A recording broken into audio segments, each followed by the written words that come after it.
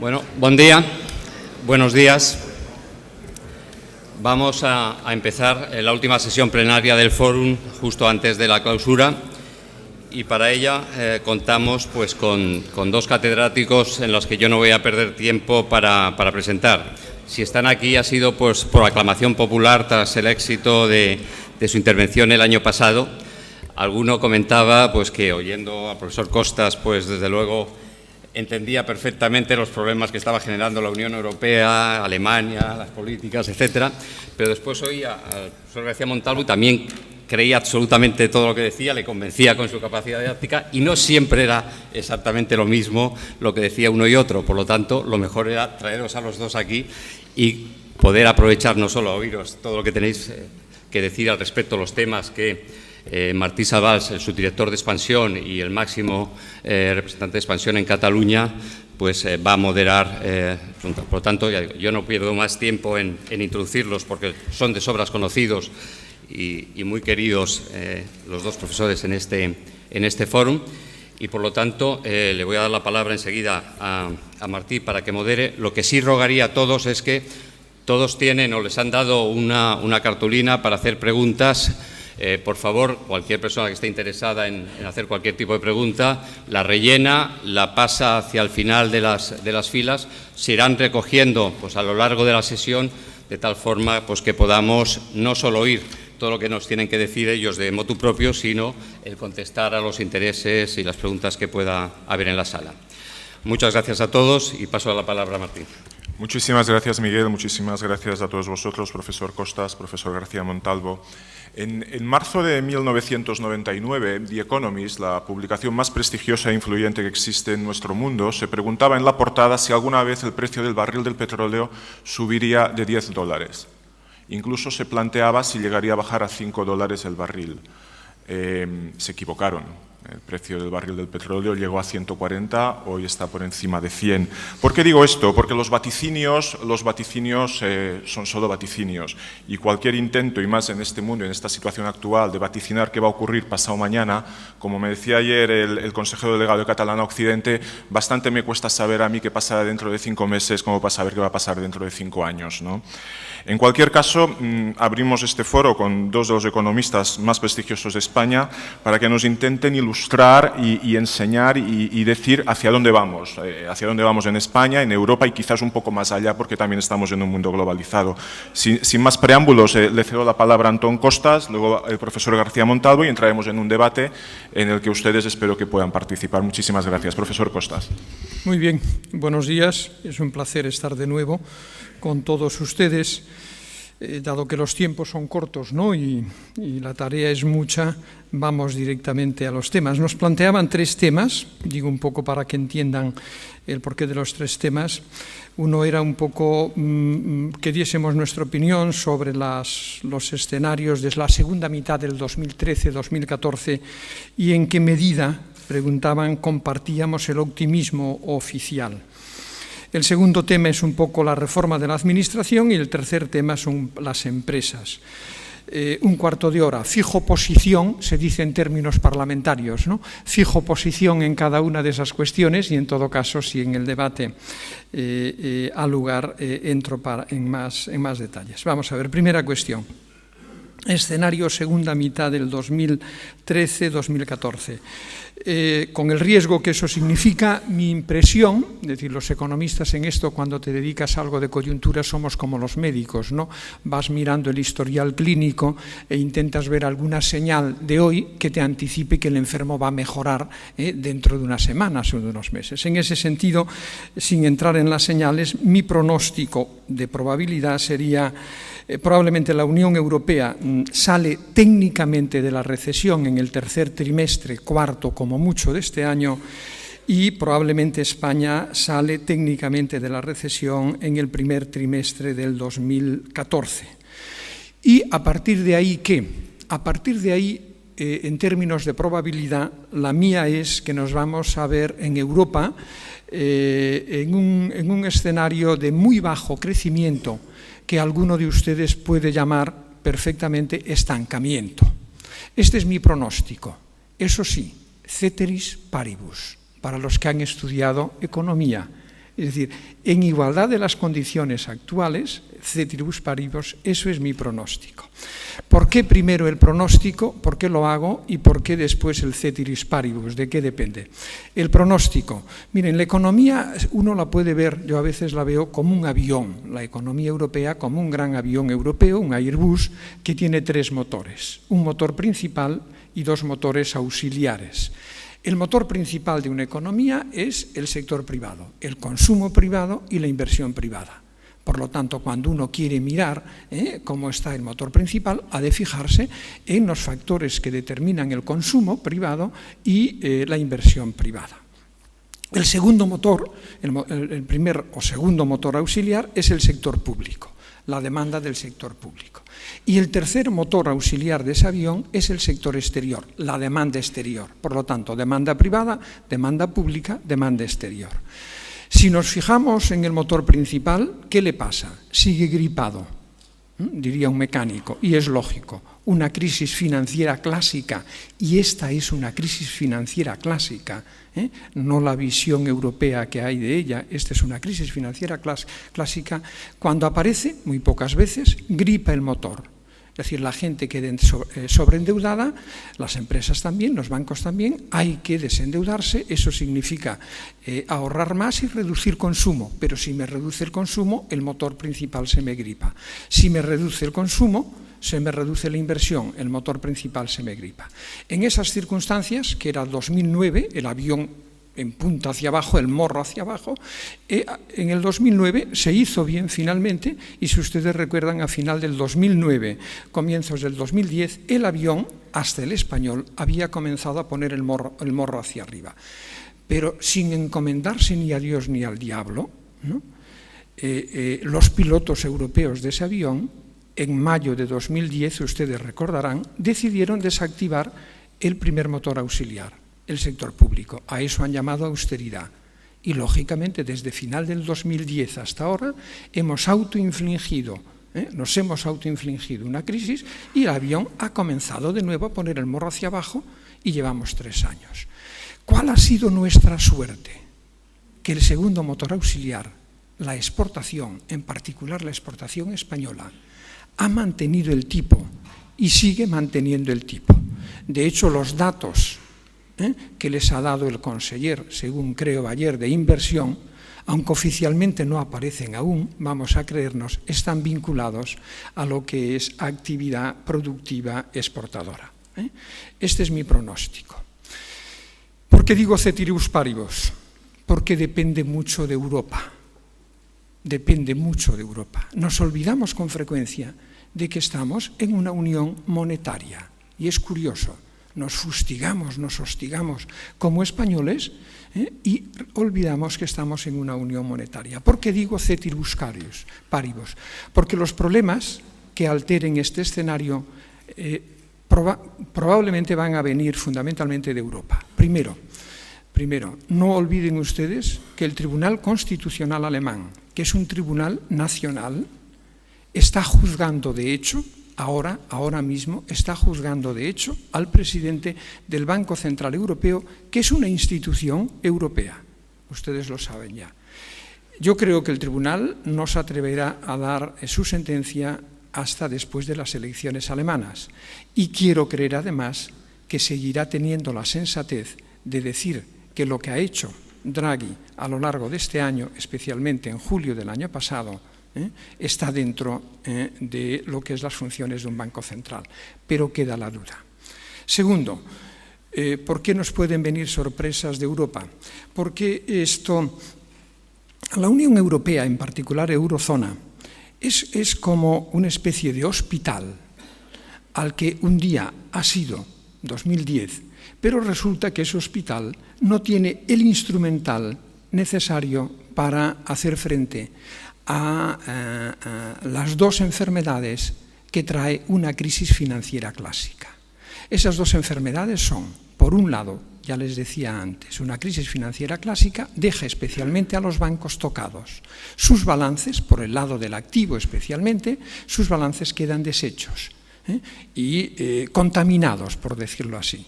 Un hospital que tiene que tratar a una situación bancaria de este tipo, tiene que hacer diálisis. Diálisis significa que ese país tiene que tener alguna institución que sepa coger a los bancos, meternos en una máquina de diálisis, pasar su activo por la máquina, que la máquina se quede con los activos contaminados y vuelva a meter en el sistema activos sanos. Eso es la diálisis. Pero Europa, como ustedes saben, no tiene departamento de diálisis, no tiene una unión bancaria.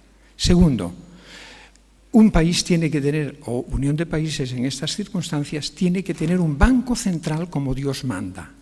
Un banco central como Dios manda es un banco de sangre, es como un banco de sangre, que tiene que tener capacidad legal y voluntad política para poder hacer transfusiones de sangre cuando el resto del organismo, la economía, está mal.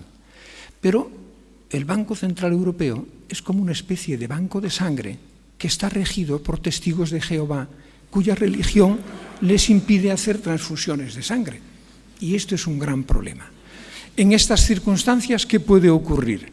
Hay 4 escenarios, ustedes ya le pondrán probabilidad a cada uno, de Europa, que nos afectan directamente. Un escenario, que Europa se ponga rápida a montar ese instrumental, una unión bancaria europea y un banco central como Dios manda. Es decir, que el tribunal alemán constitucional le permita al Banco Central actuar como un banco central.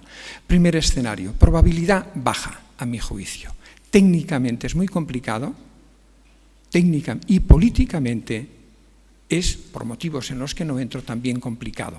Segundo escenario, armarse de paciencia, como decía hace unos días en una entrevista la canciller alemana, armarse de paciencia, saber que ese instrumental, esa dotar al hospital europeo de ese instrumental es muy lento y mientras tanto hacer estrictamente lo inevitable para salvar el euro. Este es el escenario más probable. Es lento y tiene riesgos, porque salvar el euro no es sinónimo de salvar a la economía europea. Si no salvas a la economía europea, probablemente las situaciones de desigualdad y de pobreza, o en el caso de España, que me parece humillante, de desnutrición de niños, se irá complicando. Y recuerden una cosa, las sociedades, aunque los especialistas no lo sabemos, cambian inesperadamente de tolerancia a la desigualdad. Fíjense Brasil, nadie lo esperaba. El riesgo del escenario europeo es que me cambie esa tolerancia a la desigualdad. Si eso ocurriese, volvería una cierta probabilidad de que el euro, tercer escenario, tuviese algún accidente. Y cuarto escenario, que seamos capaces en Europa de ir a una especie de New Deal, a una reformulación del proyecto europeo. Pero eso pasa inevitablemente, a mi juicio, porque Europa se dote de una institución representativa, democrática de todos los ciudadanos europeos. Es decir, se dote de una presidencia elegida directamente por los ciudadanos europeos y que responda políticamente ante los ciudadanos. Solo, a mi juicio, ese paso hará que aparezca un interés general europeo, un bien común europeo. Mientras tanto, a no ser que ustedes me lo expliquen, no sé por qué motivo de la reunión de 17 intereses nacionales legítimos tiene que salir un interés general. Ustedes mismos le darán probabilidad a esos 4 escenarios. Segunda cuestión, administraciones. ¿Hay margen para una mejor administración de los recursos que utilizan las administraciones en España? La hay. ¿Por qué motivo? Porque cuando uno mira el crecimiento que han tenido el gasto público de las administraciones públicas en los últimos 5 años, uno se da cuenta que ese crecimiento espectacular, que casi se acerca al 40 y pico % del gasto, da después margen para administrar mejor. Hay un trabajo reciente de un economista, amigo de ambos, Ángel de la Fuente, de hace unos días, que sostiene esta tesis y yo la comparto. Ahora bien, administrar bien los recursos no es sinónimo de los recortes, o dicho a la inversa, la idea de recortes, que me parece una grosería técnica, política, ¿no?, y una afrenta ciudadana, la idea de recortes no tiene nada que ver con lo que yo les acabo de decir, una mejor administración de los recursos. Nada que ver. Segundo, en este sentido, miren, reformas, en este caso administrativas, como le decía Don Quijote a Sancho, pocas y bien hechas. Pocas y bien hechas. Y en la reforma administrativa probablemente más que en cualquier otro tipo de reformas. Ayer había un artículo excelente de mi buen amigo, el catedrático de Derecho Administrativo Santiago Muñoz Machado, en El País, que decía el cajón de las reformas. Léanlo, es muy bonito. Pero hay una idea en ese artículo de Santiago que dice las reformas de la administración no se pueden hacer por decreto administrativo, se tienen que hacer por reforma constitucional. No tengo tiempo, pero solo una idea.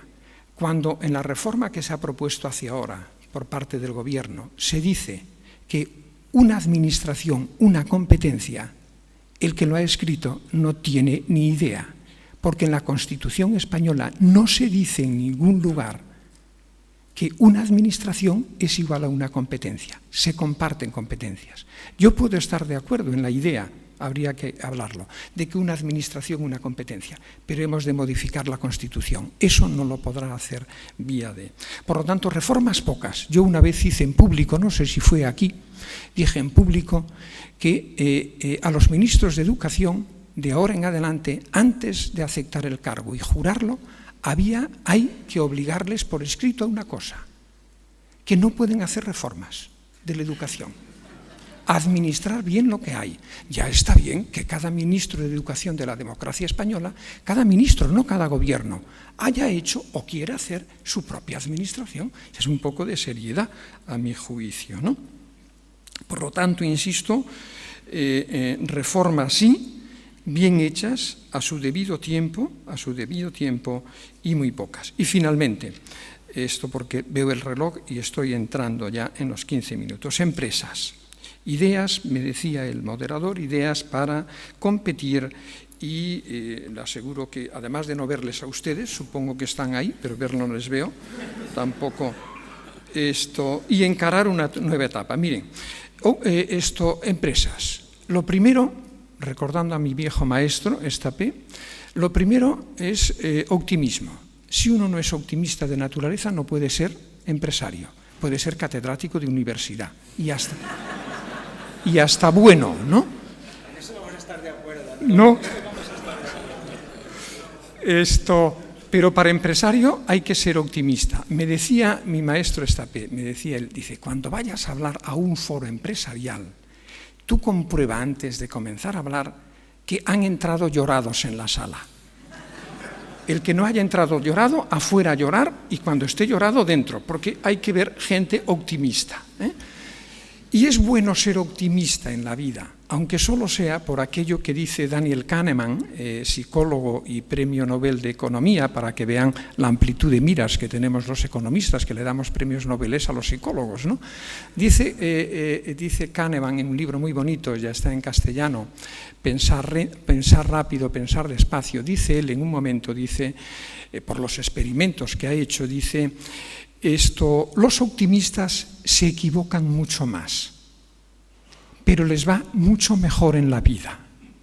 Aunque solo sea por esto, vale la pena ser optimista. Pero en el ámbito empresarial, me quieren que dé mi opinión para las empresas, optimismo. De lo contrario, vete, cierra, ustedes háganle lo que le hayan de hacer por su oficio y que se dediquen a otra cosa.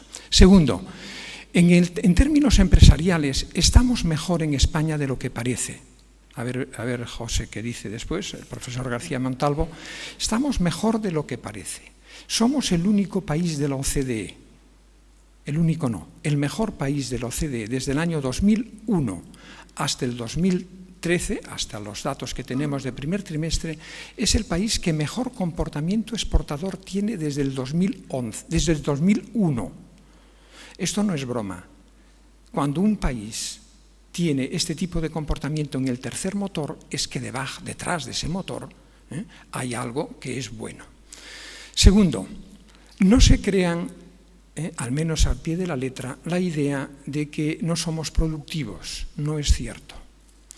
Porque eso se hace cuando se comparan la productividad media de un país con la productividad media de otro, España con Alemania.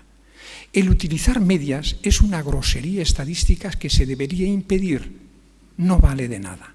Si ustedes hacen este juego, ya está hecho, dividen todas las empresas españolas en 4 grupos, grandes, pequeñas, medianas y muy pequeñas. Cogen las alemanas y hacen lo mismo, grandes, pequeñas, grandes, medianas, pequeñas y muy pequeñas. Recalculan la productividad de cada uno de los grupos y oh milagro, oh maravilla, la productividad de las empresas españolas, datos oficiales, es mayor que la productividad de las empresas alemanas. Primero, esto nos da autoestima, ¿no? Y nos hace falta, ¿verdad? Segundo, nos da una clave de una reforma que hay que hacer y nos emprende, el tamaño. Los estudios europeos, un último de Bruegel, dice que si España tuviese la dimensión media de las empresas de los países equivalentes a ellas, la productividad aumentaría de forma mecánica alrededor de un 20%. El tamaño importa. Y hay que hacer políticas industriales, llámenle, al que no le guste, a lo mejor a José esto de política industrial le repugna, es una pura provocación, llamémosle acciones estratégicas de colaboración público-privada, que ni Dios entiende lo que es, pero queda muy bien. Mejor llamarle política industrial. Hagamos lo que están haciendo otros países, incluyendo, no ya Alemania, que es tengo que acabar, ¿no? Esto que es el cielo de la política industrial, también Estados Unidos, ¿no? Y porque además la industria genera virtudes cívicas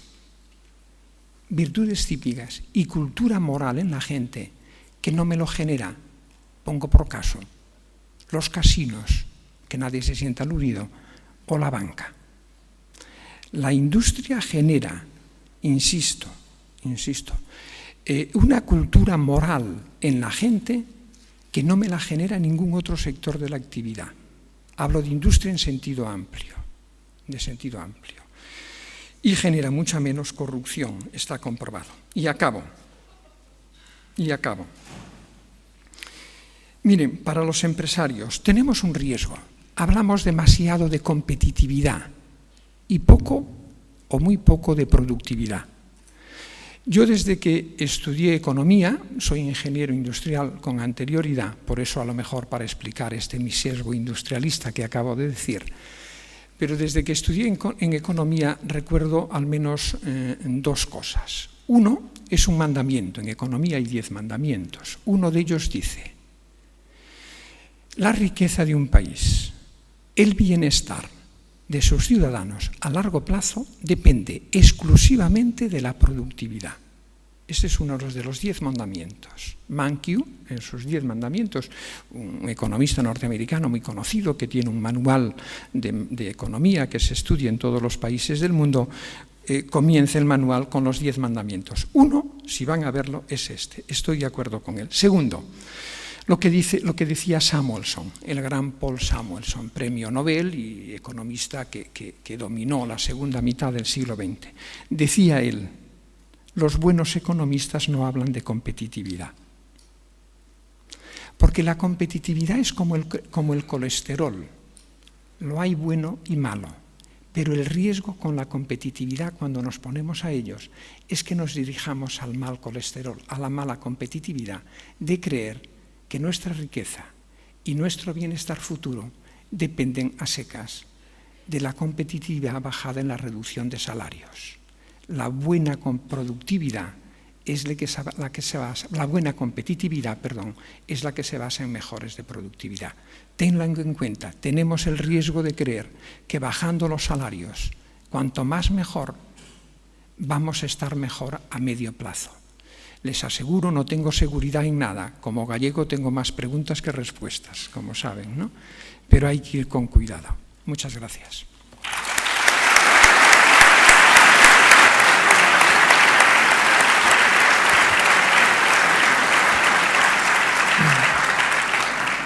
Gracias, Antón. Hablaremos de aviones, de turbulencias, del señor Draghi, de las últimas declaraciones que ha hecho, si son positivas o negativas. Y antes de pasarle la palabra al profesor García Montalvo, dos cifras o dos comentarios breves sobre el tema de empresas.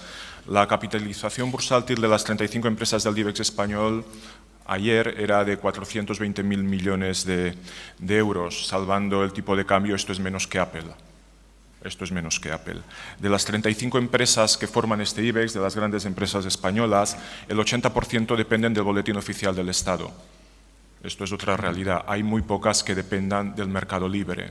Entre ellas, una es Inditex, el mayor éxito empresarial quizás de los últimos 30 años, otra es catalana, Grifols, que también en parte depende del BOE, etc. Sí es verdad que hay una empresa familiar catalana y española, desde el Grupo Siro, de galletas, al Grupo Puig, mucha mediana empresa catalana que desde Expansión vemos todos los días que han hecho los deberes y que están haciendo una actuación realmente prodigiosa. De la misma manera que hay restaurantes que están llenos y todos sabemos por qué están llenos y restaurantes que están vacíos o tienen que cerrar, todos sabemos que hay empresas que en estos momentos han hecho un esfuerzo tremendo y son los que están reanimando la economía. Sin más preámbulos y como también entraremos sobre este tema, quiero pasar la palabra al profesor García Montalvo. Muchas gracias. Bueno, agradecerles esta invitación de nuevo este año y empezar también directamente a hablar del tema. Lo primero es la cuestión de las predicciones. Yo no voy a hacer predicciones porque nunca las hago y eso que profesionalmente me dedico a enseñar cómo se hacen predicciones. Lo que sí que es verdad es que hay, digamos, ayer tuvimos una avalancha de nuevas predicciones sobre cuánto crecerá el PIB el año que viene, que parece que mejoran una décima, etcétera. Bueno, esto de que si el PIB crece un 0,2 o un 0 o un 0,4, estas diferencias realmente son muy poco relevantes. Lo que yo sí creo es que hay elementos de fondo que son los que, si Montoro estuviera sentado aquí, nos contarían. Entonces yo les voy a decir cuáles son los 3 mensajes de Montoro y les voy a decir cuáles son los problemas con los 3 mensajes de Montoro. El primer mensaje sería que la balanza por cuenta corriente ha conseguido por primera vez en muchísimos años un superávit, ¿vale? Hasta hace 2 meses ese superávit se había conseguido a base de lo que nosotros llamamos un sudden stop, quiere decir, las importaciones se habían desplomado. Entonces, las exportaciones que habían estado creciendo bien hasta finales del 2012 o mediados del 2012 estaban creciendo muy lentamente, al 2%, pero las importaciones estaban cayendo a plomo. Claro, así es muy fácil, ¿eh? Si el consumo interno está totalmente deprimido, las importaciones se deprimen, pues el tercer motor del que estaba hablando hace un momento Antón, claro, va muy bien, pero va muy bien por los motivos erróneos, digamos. Este es el colesterol malo, no el bueno. Es cierto que eso ha cambiado y que los 2 últimos meses estamos viendo que las exportaciones están creciendo mucho más rápidamente, estamos hablando de tasas superiores al 15%. Y que las importaciones se han recuperado. Y esta es la buena noticia dentro de lo que resta al sector exterior, al crecimiento. Y es que las importaciones parece que se están recuperando. Esto quiere decir que el consumo dentro de poco seguramente no tendrá un comportamiento tan negativo porque las importaciones ya están recogiendo de alguna forma que el consumo va a mejorar. Es cierto que España tiene un 96% de deuda externa y que por lo tanto necesitamos generar superávit en la balanza, pero necesitamos generarlo por los buenos motivos, quiere decir volver a las exportaciones. ¿Cómo se ha conseguido esto? Entonces Montoro nos diría, esto se ha conseguido porque hemos corregido 2/3 partes del diferencial de costes laborales acumulados con la zona euro desde el comienzo del euro. Quiere decir que nuestros costes laborales se han reducido comparativamente al resto de los países. En otros países está creciendo, en nuestro país está decreciendo y ya estamos ahí. Nos queda muy poquito para recuperar la competitividad relativa a otras economías. Y la última cosa que nos diría es que el déficit estructural, el déficit público estructural ha caído en 3 puntos porcentuales del PIB, algo que no se ha visto en ningún otro país ni en ninguna otra época. Y esto es así, los organismos internacionales también es uno de los puntos, digamos, llamativos. No estoy hablando del déficit público, sino el déficit estructural, el que tiene que ver con factores estructurales. Y todo esto es cierto y es así y es correcto, pero esto no quiere decir esto no implica necesariamente que va a haber un cambio de nada. Quiere decir que los elementos, digamos, que nos estaban tirando hacia abajo, los elementos que eran elementos estructurales de los cuales la economía estaba sufriendo, pues bueno, parece que se han dejado de empeorar. Bien, ¿cuáles son? Pero dentro de ese contexto, que es un contexto de muy largo plazo, porque todos son factores estructurales, ¿qué sucede en el corto plazo? En el corto plazo las noticias, digamos, no son tan buenas, y no hablando ya de indicadores coyunturales, sino en general. No son buenas en dos aspectos. Primero, en el empleo. A pesar de que los últimos días estamos viendo, los últimos 2 meses, los datos del empleo parecen fantásticos, ¿no? 100 y pico mil empleos más. Bueno, si esos datos los desestacionalizamos y les quitamos el efecto calendario, de hecho, el desempleo no se está reduciendo. De hecho, habría aumentado, incluso en el último mes, habría aumentado en 1.000 personas. Es muy importante desestacionar y quitar el efecto calendario porque, por ejemplo, la Pascua este año ha sido muy distinta en fechas a la Pascua del año pasado y eso influye mucho sobre la producción y sobre el empleo. ¿Vale? Por lo tanto, cuando entras en los detalles, los datos del empleo no son tan buenos y los datos de contratos son muy malos. La contratación ha caído mucho, ya no hablo de si la temporal, la indefinida, etcétera, etcétera. Esto no es necesariamente, digamos, el empleo será lo último que se recupere, esto ya lo sabemos. Si la economía va a una situación, digamos, estilo japonés durante algunos años, creciendo muy lentamente o creciendo un poquito y luego cayendo y creciendo un poquito y luego cayendo, el empleo difícilmente se recuperará. Y de hecho, los síntomas que tenemos en estos momentos sobre el empleo no son excesivamente halagüeños. Y el otro punto, digamos, oscuro, que aún continúa oscuro, es la cuestión de la banca. El informe de Moody's de hace 2 días era bastante revelador y bastante demoledor. Ya sé que los extranjeros nos tienen manía y los de Londres siempre escriben contra España y todo esto, pero lo que ponía el informe pues eran cosas bastante razonables que eran difíciles de decir que eran erróneas, eran correctas. Por lo tanto, la estructura económica está mejorando, la productividad está mejorando, la productividad de verdad está mejorando y esta es la mejor noticia, porque aquí sí que estoy completamente de acuerdo con Antón. Los economistas no nos ponemos de acuerdo en nada más que en una cosa, y es que un país donde la productividad no crece no tiene futuro. Punto. En el resto de las cosas seguramente no estaremos en nada de acuerdo, pero en este sí. La productividad de verdad, que no es la productividad aparente del trabajo, esa que resulta de despedir muchos trabajadores y la productividad crece mucho, sino la productividad de verdad bien calculada, esa está creciendo, lentamente, pero está creciendo. Por lo tanto, estos dos factores, que son factores estructurales, en principio son buenas noticias, aunque los factores coyunturales no dan aún señales claras de que esto haya pasado. Un apunte solamente sobre los temas, un tema, digamos, que es el que causó ayer bastante revuelo, sobre todo en la bolsa, y yendo a los famosos testigos de Jehová. Los testigos de Jehová del Banco Central Europeo son unos señores que se han puesto una corbata y una Biblia, porque no son testigos de Jehová. Si se mira con detalle cuánto ha crecido la base monetaria en la Reserva Federal y cuánto ha crecido en el Banco Central Europeo entre el 2008 y ahora, veremos que el incremento ha sido prácticamente igual, se ha multiplicado por 3 en los dos sitios. El mecanismo para hacerlo ha sido distinto, pero de testigos de Jehová nada, hay transfusiones a saco. Transfusiones a saco. Lo que pasa es que van con la Biblia, pero no se les ve el rabo lo tienen. La segunda cosa, ya pasando al tema de la administración pública. Yo en esto también estoy de acuerdo con la base de lo que ha comentado Antón. Hay que hacer muy pocas cosas y muy bien hechas, ¿vale? Les digo, la primera cosa que yo haría, desfuncionalizar a la mayoría de los funcionarios. Es innecesario. ¿Por qué este señor de aquí y yo tenemos que ser funcionarios? Yo no veo ningún motivo. Un policía, por el principio de autoridad, debería ser funcionario. Me parecería razonable que fuera funcionario. ¿Por qué un catedrático de universidad tiene que ser funcionario? ¿Qué hace? ¿Qué nos hace tan especiales para ser funcionarios? ¿Por qué un interventor? Bueno, un interventor quizás sí que debería ser funcionario. ¿Por qué muchos otros funcionarios tienen que ser funcionarios? No hace falta ser funcionario para realizar un buen trabajo. Puede tener un contrato indefinido, permanente, un contrato laboral. Aquí en Cataluña, además, los profesores podemos tener contratos laborales. Por lo tanto, yo creo que este es un punto importante. De hecho, comentaba antes con alguno de ustedes que en mi departamento hay un catedrático que se ha desfuncionalizado. Quiere decir, que ha devuelto su título de funcionario y ha pasado a un contrato laboral por una cuestión de digamos, de personal. Va por ahí diciendo que los funcionarios, que esto no tiene sentido, dice, yo soy funcionario, esto no puede ser, ¿no? Yo aún no lo he hecho, he de reconocerlo.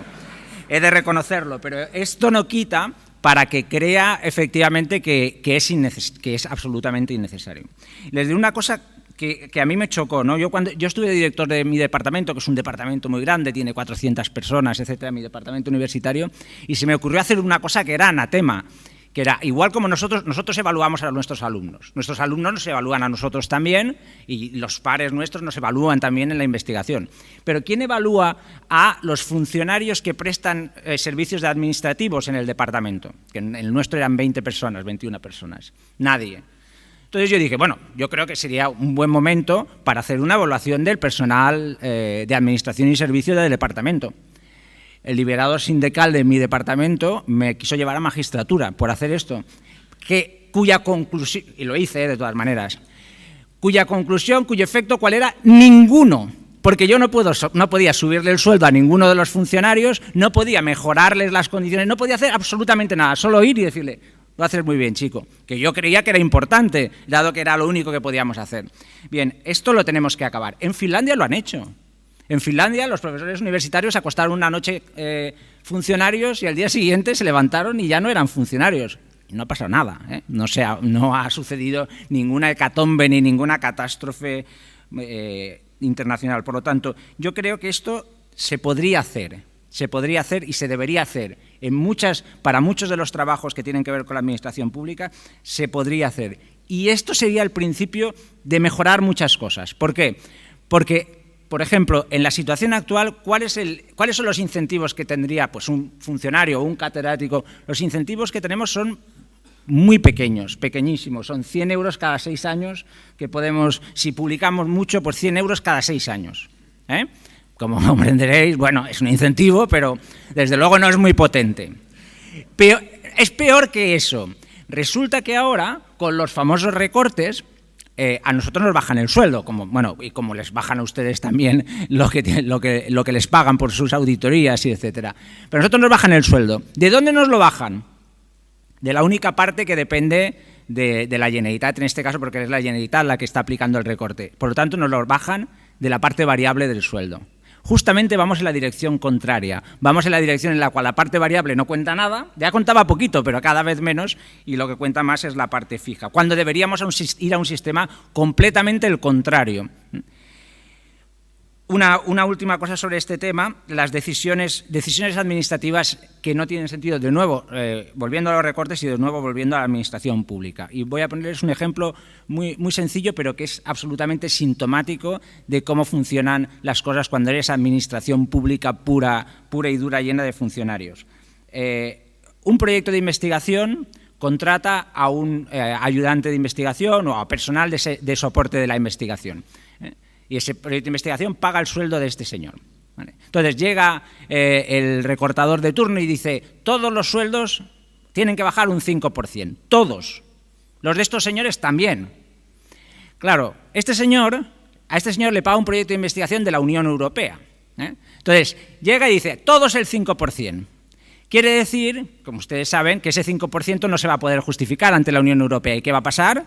Que ese dinero lo vamos a tener que devolver a Bruselas, fastidiando al investigador, que en muchos casos es extranjero, porque muchos de los investigadores de los centros de investigación de aquí son extranjeros. ¿Qué efecto hemos tenido sobre el déficit público? Nulo, cero. Si me recortan a mí el sueldo, sí que tenemos un efecto sobre el déficit público. Bueno, pues adelante. Pero si se le recortan a ese señor, nulo, al revés, tenemos que devolver el dinero. Me dicen que es porque los interventores lo tienen más fácil cuando van a un centro de investigación y simplemente miran que a todos se les ha bajado el 5%. Yo no me lo creo. Es seguro que los interventores quieren más detalle y seguro que lo que quieren es la eficiencia máxima en la utilización de los recursos. Pero esto no tiene sentido. Y como estas cosas hay muchas. Todas estas ineficiencias se pueden resolver. Una estructura mínima, un ejemplo de algo que ha funcionado perfectamente es en investigación, que yo les hablo de las cosas que más conozco, es el programa ICREA. Un programa que ha conseguido investigadores del mayor nivel internacional, que contrata investigadores del mayor nivel internacional, con una estructura administrativa mínima, 4 personas, llevan todo esto, que cuesta 20 millones en sueldos y salarios de los investigadores y que recoge 60 millones en proyectos de investigación. Mínima estructura, todo absolutamente fuera de lo que sería el cauce funcionarial, porque allí no hay funcionarios. Y con respecto a empresas, es cierto, el tamaño importa y mucho, pero para ganar tamaño, claro, el tamaño no se puede ganar, digamos, esto... Yo recuerdo que ya en el año 2000, en el 2003, hacíamos informes sobre lo importante que era para la empresa catalana ganar tamaño y para la empresa española en general ganar tamaño, y aquí seguimos, igual como la importancia de la reforma de la administración pública, que esto ya desde los años 50 y desde los años 60, y aquí seguimos. Pero claro, para ganar tamaño, suponiendo que lo que quisiéramos es ganar tamaño y suponiendo que eso se pudiera hacer, lo que hace falta es financiación. Y aquí... digamos, aquí tropezamos con el principal problema que yo creo que tienen las empresas en estos momentos. Incluso empresas que son viables o que tienen ideas, se encuentran con un problema de la financiación. El problema de la financiación no tiene fácil solución, ni muchísimo menos, porque primero, cuando se dice se ha cortado el grifo, realmente el grifo no se ha cortado. Lo que sucede es lo siguiente: primero, hay mucha menos demanda de crédito. Segundo, el crédito que se pide es para refinanciar operaciones. Y tercero, el que no es para refinanciar es para pagarle a otro banco un crédito que se pidió. Por lo tanto, vienen a banco A y dicen, no, necesito un crédito. Miras las cuentas y dices, bueno, ¿y para qué? No, es que tengo otro crédito con otro banco. Oiga, pues no, pues aquí no jugamos a esto. Simplemente por lo que nosotros llamamos teoría de juegos, aquí hay un problema, y es que nadie presta porque los otros no prestan para devolver los suyos tampoco. Y resolver ese problema es muy complicado. ¿Cómo se podría resolver? Hay alguna gente que dice que se podría dar prioridad de pago a los últimos préstamos. Por lo tanto, yo te doy un crédito a ti y soy el último que te ha dado, tengo que tener preferencia en recuperar ese crédito. Si se consiguiera algún mecanismo por el cual estos créditos, porque sin estos créditos no se va a poder, muchas empresas no van a poder mantener la actividad y mucho menos toda la actividad de circulante. Si se consiguiera de alguna manera que hubiera esta situación en la cual yo te doy un crédito, pero ahora que todo está muy mal, tengo que tener algún tipo de prioridad, podríamos mejorar de alguna manera. Y desde un punto de vista estructural, y aquí acabo, algo que ayudará al crédito, sobre todo al crédito de las pymes, será la puesta en funcionamiento de la nueva directiva sobre capital europeo.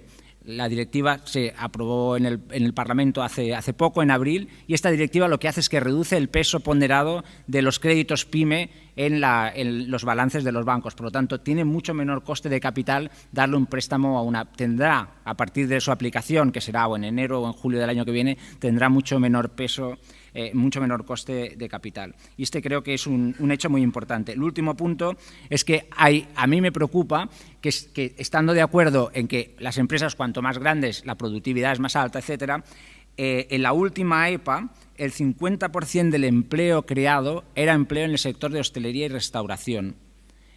Y dentro de eso, de los autónomos, más del 50% era básicamente gente que montaba un bar. Entonces, yo no sé si este no es, digamos, el camino para crear empleo estable ni el camino para conseguir que las mejoras de productividad se mantengan en el tiempo. Y aquí pararía. Muchísimas gracias, profesor.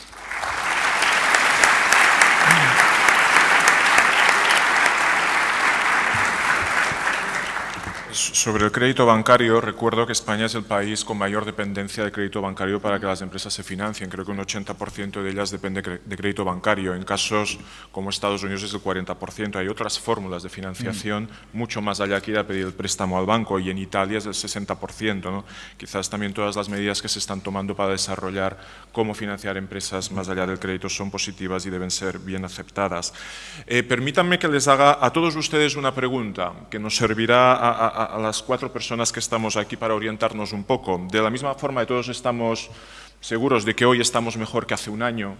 Hace un año estábamos hablando de si el euro iba a desaparecer, es decir, había una opinión en toda Europa sobre el futuro del euro bastante, bueno, de que estábamos al borde del apocalipsis casi bien. Hoy hemos cambiado. Pero sí que me gustaría preguntarles a ustedes que ven el día a día de las empresas, de la pequeña y mediana empresa, incluso grande, cómo ven la situación dentro de un año. Y me gustaría que a mano alzada respondieran primero aquellos que consideran que dentro de un año estaremos mejor. A mano alzada. Va a tener una orientación. Somos optimistas. ¿Quiénes consideran que estaremos peor?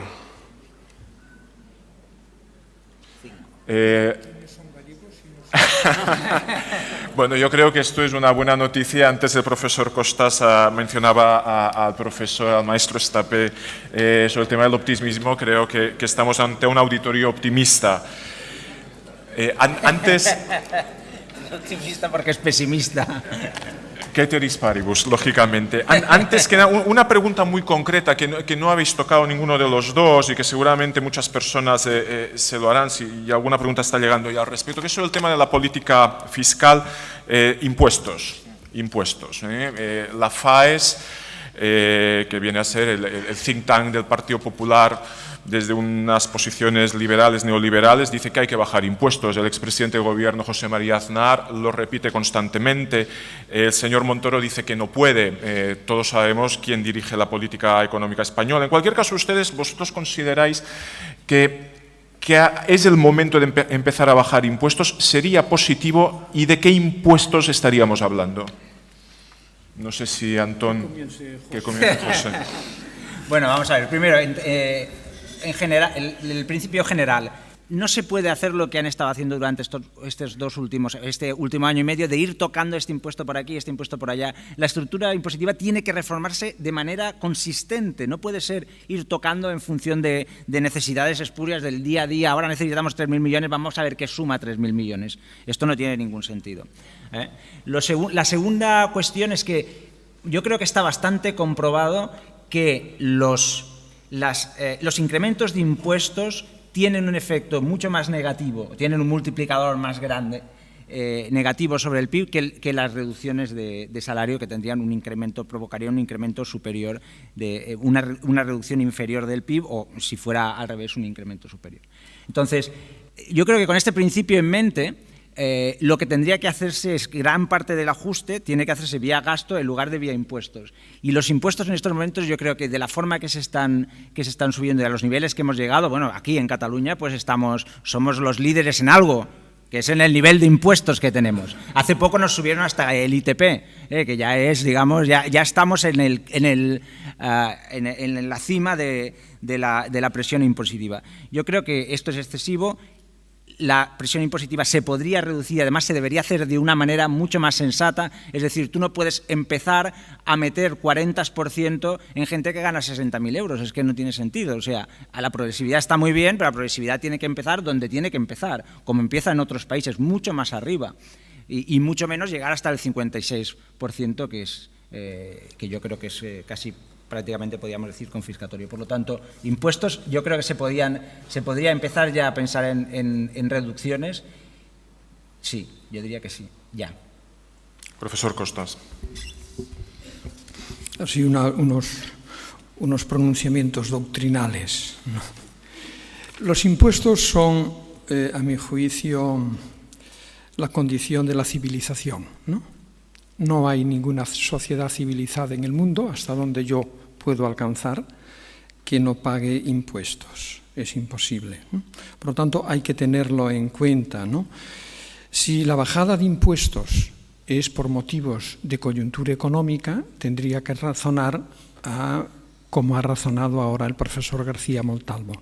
Si la idea de bajar impuestos es una idea más doctrinal, me afectaría, por lo tanto, a esa primera cuestión que acabo de señalar, que es que la civilización es sinónimo de impuestos. Otra cuestión es cómo se recaudan, sobre quién se recaudan, si se recaudan bien y cómo se utilizan, pero la afirmación la mantengo. En segundo lugar, miren, ayer en Santander, es una pena que no, exponía un gráfico, es el único gráfico que exponía allí, que es espectacular, es de un trabajo de dos economistas prestigiosos y muy conocidos, de Piketty y Sáez, que es cómo ha evolucionado la desigualdad a lo largo de un siglo, la desigualdad en nuestras sociedades, esto a lo largo de un siglo, y es un gráfico de este tipo. Sitúense ustedes ahora a principios del siglo XX y la desigualdad está aquí arriba. Vengan ustedes ahora al final de la Segunda Guerra Mundial y se ve cómo la desigualdad desciende y permanece en una meseta durante 25 años, los 25 años mejores de nuestras vidas. Y por cuestiones que ahora no puedo entrar, a partir de los años 80, la desigualdad comienza a subir, a subir, a subir, hasta los mismos niveles de 1917. Aquella época se llamó la Gilded Age, la época dorada. Es sorprendente, porque era una época de gran creación de riqueza, de concentración de riqueza en unos pocos, y de una desigualdad pavorosa. Hoy volvemos a una segunda Gilded Age. El gráfico es muy consistente y estoy seguro que el profesor García Montalvo me apoya en eso. La cuestión es, ¿por qué hemos vuelto a esa desigualdad? Comenzó en los 80, pero no la vimos. ¿Por qué? Porque estábamos en la pleamar, y en la pleamar no eres capaz de ver qué es lo que hay por debajo del agua. Cuando llega la baja mar, cuando la marea baja, entonces la marea baja es la crisis, entonces ves una serie de cuestiones. Y una de ellas es esta. ¿Por qué motivo? Hay varias, pero una de ellas es la evolución de los impuestos. ¿Ustedes creen razonable que 7,2 millones de contribuyentes españoles que no declaran por el impuesto de salarios, sino por otros 7 millones, 7,2 y pico creo que son, paguen, es decir, contribuyan con menos de 1.000 euros, cuando cualquier trabajador tiene que aportar más que esa cantidad?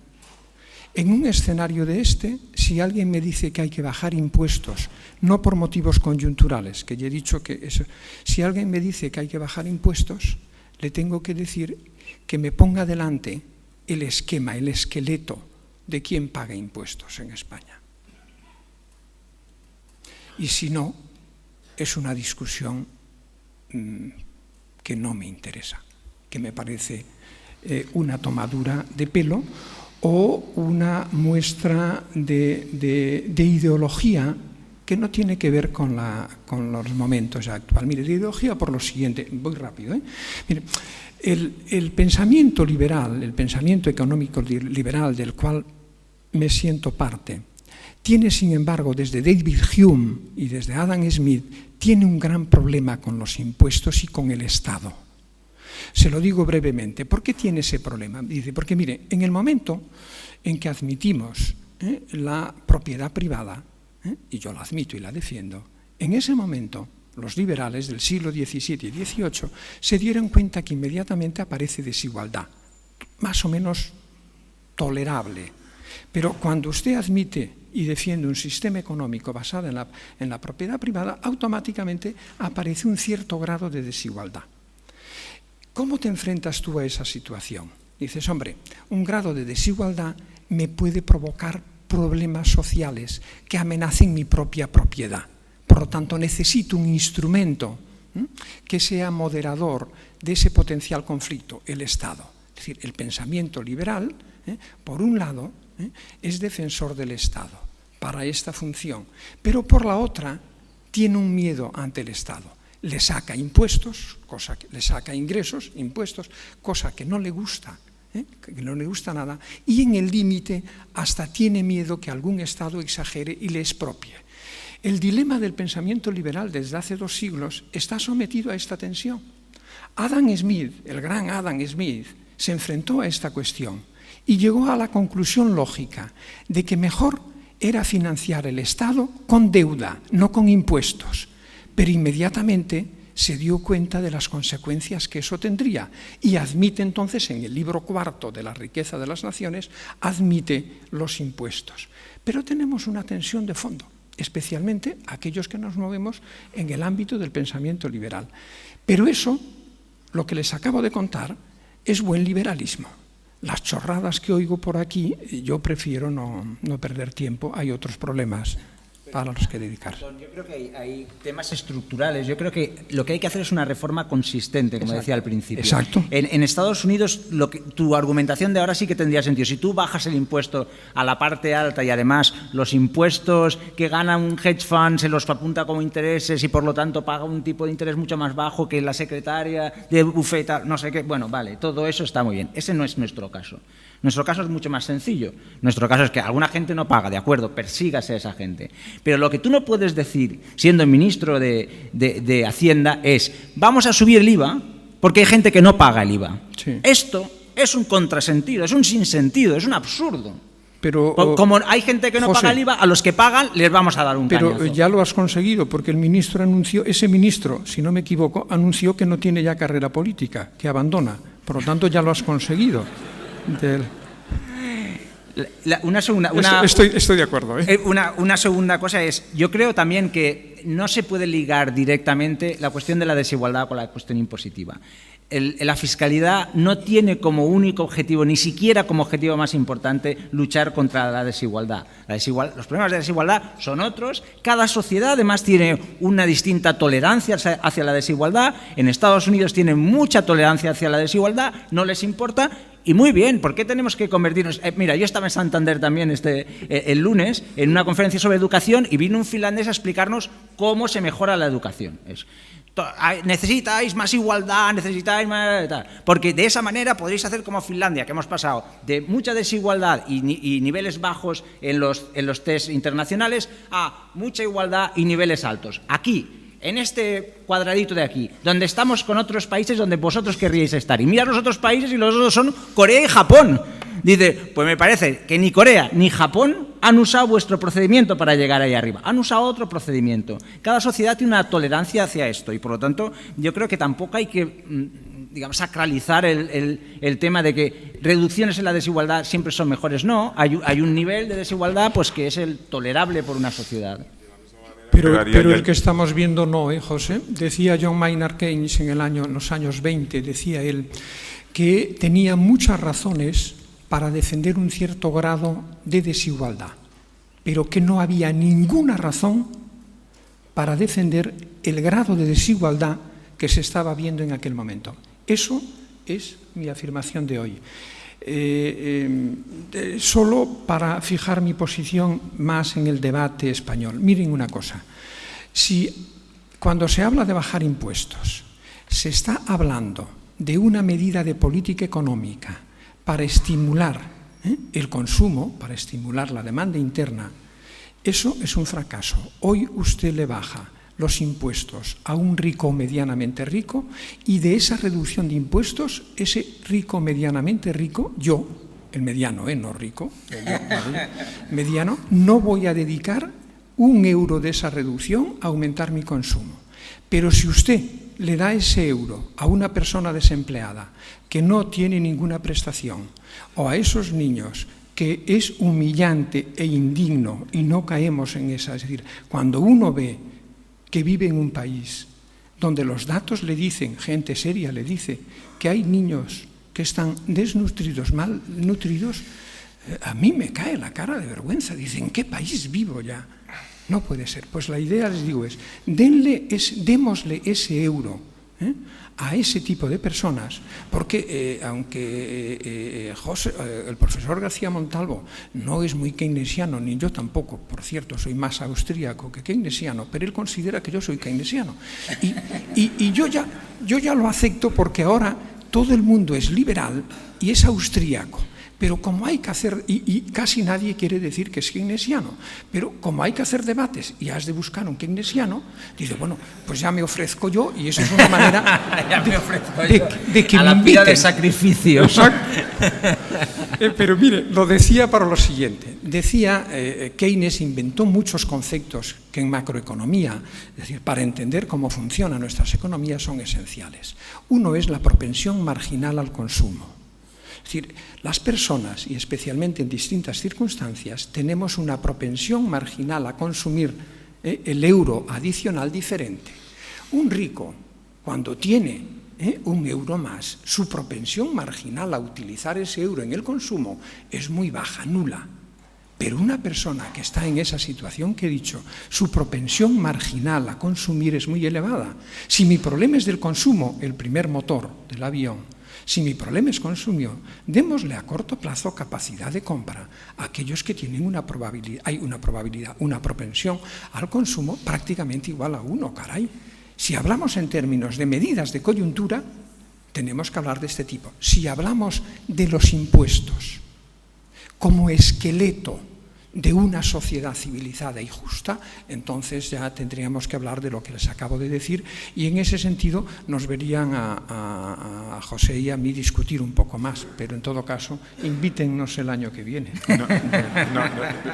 Permitidme que haga otra pregunta al auditorio, a mano alzada. Si a ustedes les bajan mañana un poquito los impuestos, 50, 100 euros al mes, 25, ¿consumirán más?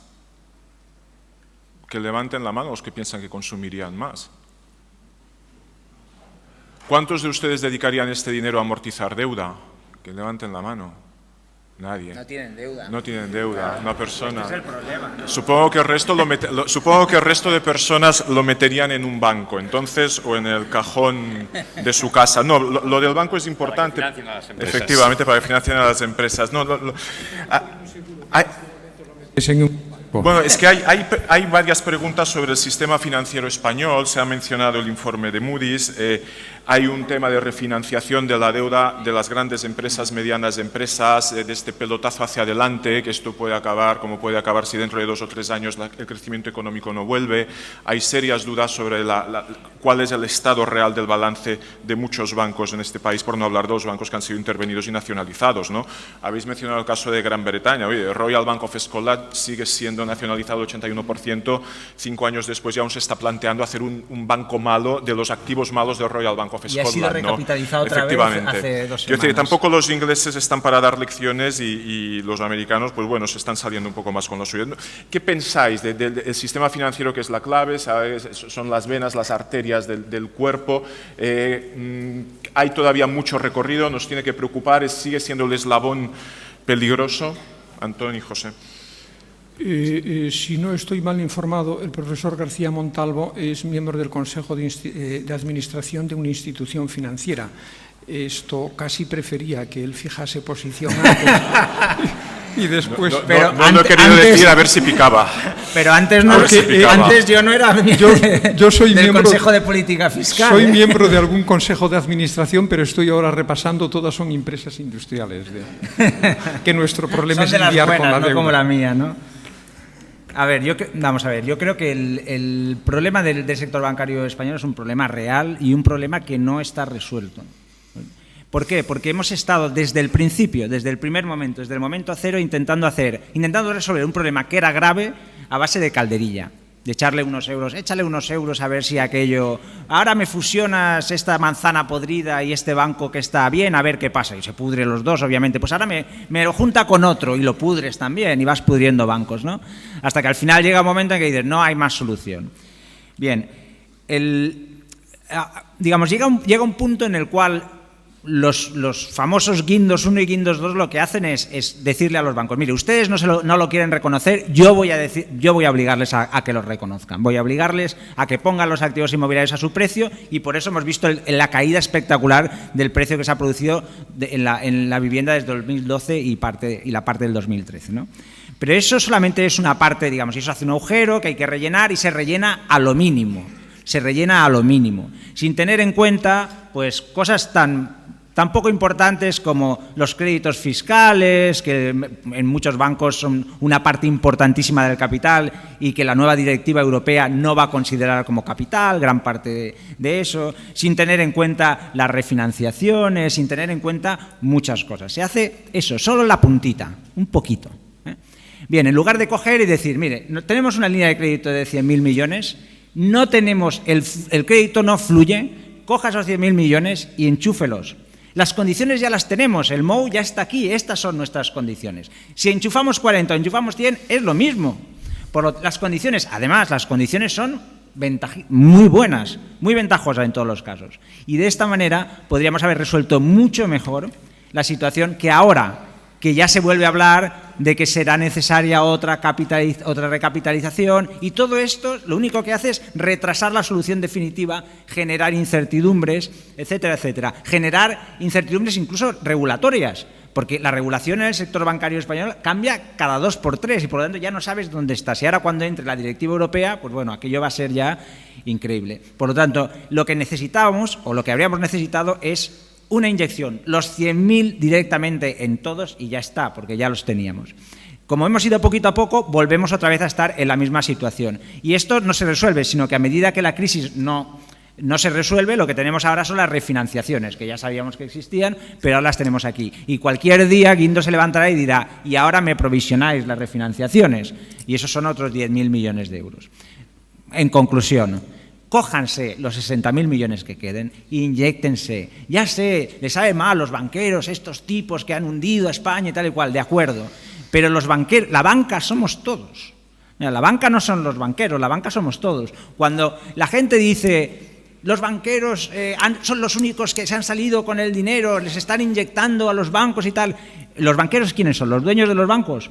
Pues mire, los dueños de la CAM lo han perdido todo, los dueños del Banco de Valencia lo han perdido todo, los dueños del Banco de Santander han perdido el 60%, los dueños del Popular han perdido el 90%. Si esos son los dueños, están pagando parte de la crisis también.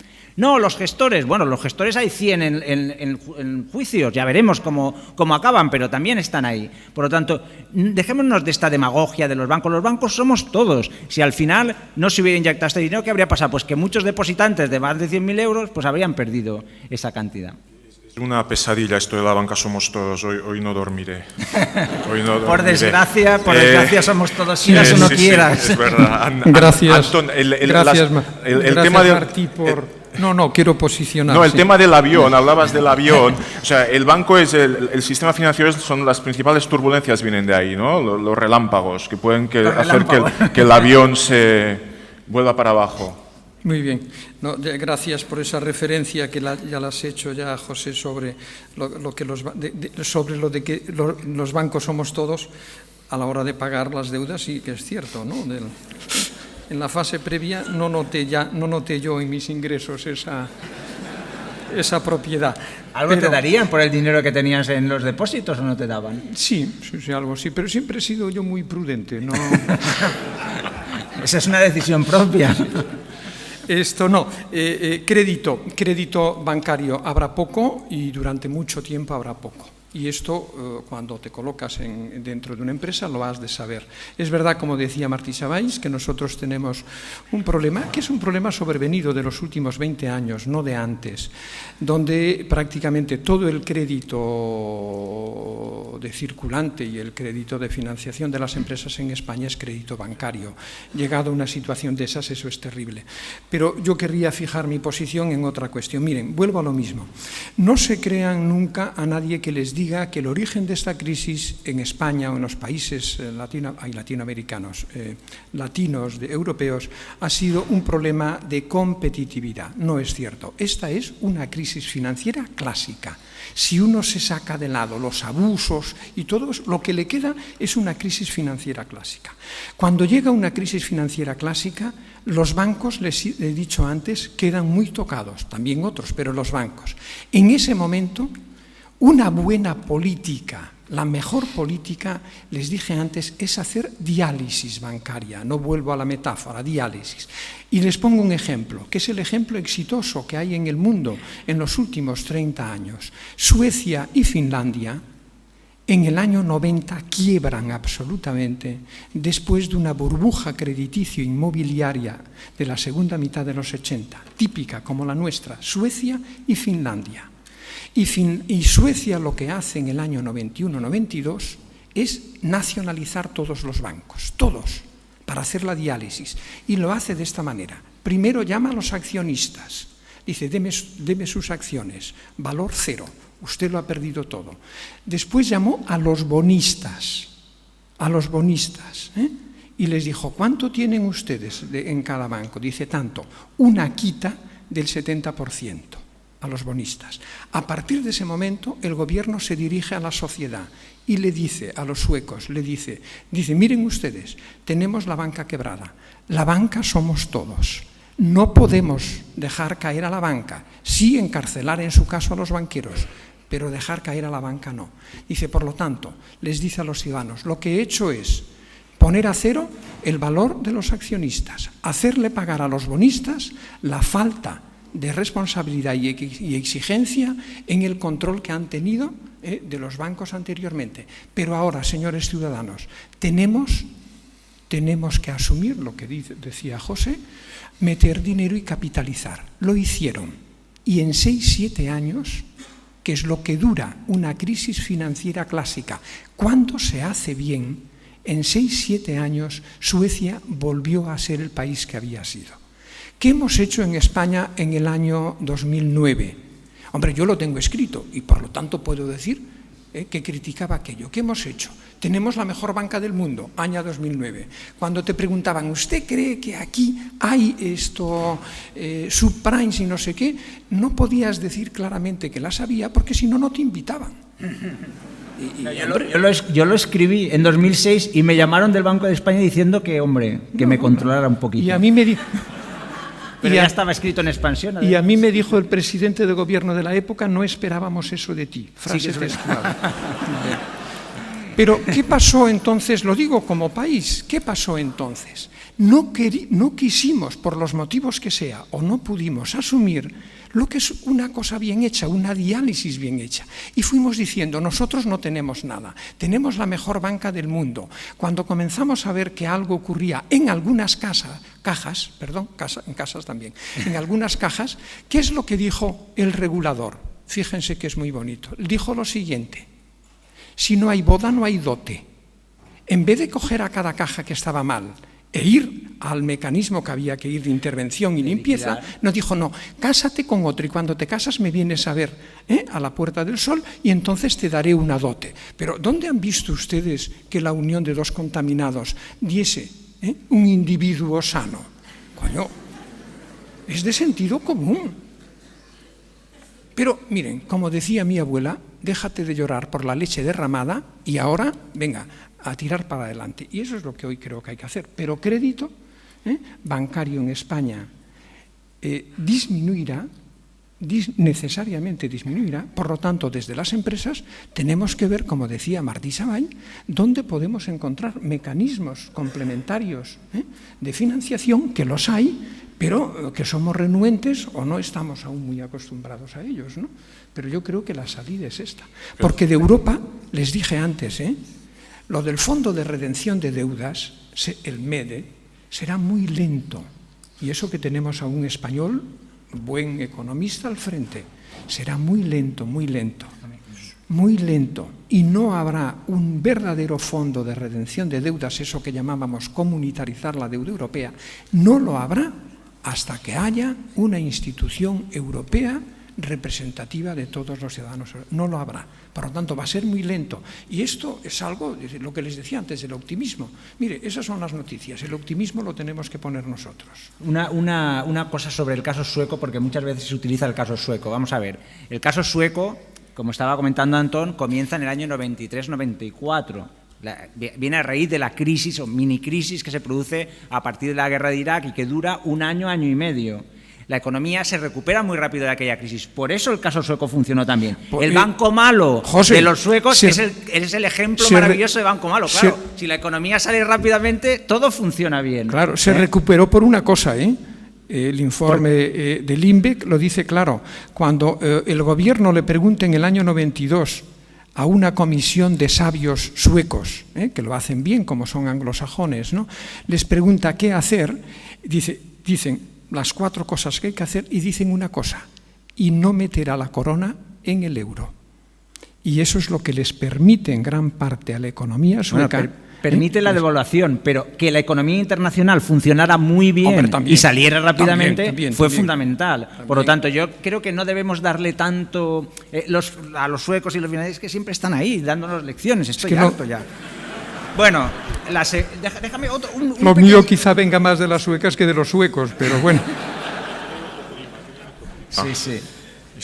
No, hay dos preguntas sobre el tema de política industrial. Angela Merkel afirmaba en esta entrevista que el otro día concedía a varios periodistas europeos, ¿no?, que las economías en crisis tienen que aprender a saber qué hacen bien, ¿no? tú eres un experto en estos temas. Pompidou en Francia, a finales de los años 60, cuando era primer ministro, antes de ser presidente, decidió que Francia se tenía que enfocar hacia 4 o 5 temas muy especiales, desde el tema nuclear, alta velocidad ferroviaria, etcétera, ¿no? En España sabemos hacer turismo, hay una diversidad de empresas importante, que cada una en su particular sector lo hace bien, de tamaño mediano, a nivel mundial, lo hemos comentado antes. Esta política industrial, ¿deberíamos ser buenos en algo que alguien menciona, si energías renovables o...? No. No, ¿verdad? Esto me temía. Pero ¿en qué podemos ser mejores? En todo. En todo. A ver, ¿me dejan hacer un minuto de publicidad solo, moderador? Yo soy consejero de una bodega española, se llama Terras Gauda, y somos buenos. Facturamos 16 millones. ¿Enviará para probar? A pagar. Así está. Facturamos 19 millones, exportamos el 42% y estamos haciendo un esfuerzo desde el año 2008 de exportación, internacionalización. Estoy en otra que es una gestora de puertos en el mundo, que es española. No tiene nada que ver con las renovables. Dice, con un esfuerzo considerable, estamos entrando en Asia, en América Latina tenemos 8 puertos y estamos haciendo un esfuerzo considerable. Bueno, y todos ustedes probablemente, además de estos 2 ejemplos, me pueden poner, dice, podemos ser buenos en todos. Tenemos 2 carencias importantes, 2 carencias. Una, el tamaño, otra, la internacionalización. Pero miren, para la internacionalización hay que tener en cuenta una cosa, España y Europa están en crisis, el mundo no. El mundo no. Vayamos a él, dotémonos de optimismo, de saber que vamos a tener algún fracaso, pero que lo conseguiremos, vamos. ¿Por qué tener que elegir las renovables? Ni las renovables, ni otra cosa que va a ser tremenda como foco de corrupción. La privatización del sector sanitario va a ser, en términos de corrupción, va a ser la sustitución de la construcción en España. Olvidémonos de eso. Vayamos a la industria en sentido. Industria para mí, hace poco fui al Ejido, invitado, y les dije, voy, si me organizáis el día anterior, una visita a la agricultura del Ejido. Salí de allí, bueno, les podría ahora 2 horas entusiasmado contar aquello. Aquello no es agricultura, aquello es industria agraria. Espectacular. Por lo tanto, cuando hablo de industria como una actividad económica que ha estandarizado procesos, fundamentalmente que ha sabido estandarizar procesos y que es capaz de ir por el mundo adelante. Hablo de industria en este sentido y creo que es nuestro futuro. La industria da empleos de mayor salarios, empleos más estables. Lo que he dicho antes, una cultura moral al país que no da ningún otro sector. Vayamos a la industria de verdad. Pero eso, la industria, como ustedes saben bien, un proyecto industrial es un proyecto de largo plazo. Es un proyecto de largo plazo. Un casino es una coña. Vayamos realmente a las cosas serias. Seamos alemanes en esto. Solo en esto. He visitado muchas empresas como todos vosotros y empresas que hacen calcetines, papel, productos tecnológicos de distinta índole por los alrededores de Barcelona. Cuando miras las máquinas de donde son, no hay ni una sola española. No es cierto. Alguna vasca y alguna de la Garrocha de Olot. La mayoría de máquinas son alemanas, holandesas, del norte de Italia. Que no es cierto, no. Pero nos da para otra. Yo me hago invitar una vez al mes a visitar una industria, siempre. A la última que he ido es a Miquel Costas y Miquel. Exporta el 90%. Les va de broma. Invierten 45 y su tecnología ahora. Es propia. Habla con el presidente, Jordi Mercado. No he visitado Miquel y Costas. Es que ya está bien de fustigarnos, de hostigarnos continuamente, ¿no? Si tenemos motivos para mayor autoestima. Y sin embargo nos estamos siempre hostigando. Pero es una imprudencia por mi parte ponerme a discutir con el moderador, porque no me va a invitar. No está bien. Esto es parte del debate, pero sí es verdad que en bienes de equipo todavía estamos muy por debajo de otros países. José, preguntan algo que desde la política te crea un poco de confianza. Criticamos a todo el mundo y los políticos son los primeros y sinceramente a veces es un error. Hay políticos que trabajan y lo hacen muy bien y tienen buena voluntad. Algo que te dé confianza, España. Estamos hablando de España en el próximo año, año y medio, y vamos cerrando y siento no puedo atender el resto de preguntas, pero son muchos temas que ya hemos tocado. Desde la política, quieres decir. Sí, si hay sí. algo desde la política que me dé confianza. Que te dé confianza ahora. a un año vista, sí. Podemos pasar a la siguiente pregunta, si quieres.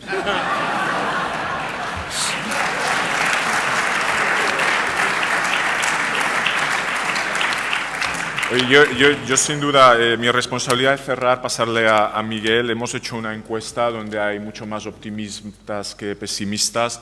Estoy seguro que el año próximo no habrá ni un solo pesimista. Ojalá. Yo creo que de eso no hemos hablado ni de China, ni de Holanda, ni de Brasil. Lo dejaremos para otro momento. Muchísimas gracias, Antón. Muchísimas gracias, José. Por favor, Miguel. Pues nada, simplemente dar de nuevo las gracias a nuestros invitados y que estoy seguro que cuando salgamos de aquí nos van a pedir que volváis al año que viene y muy probablemente ya casi desde aquí me atrevo, sin hablar con el presidente, a lanzaros la invitación. Entonces, gracias a todos ustedes por su asistencia y vamos a pasar ya a la clausura del foro. Muchas gracias.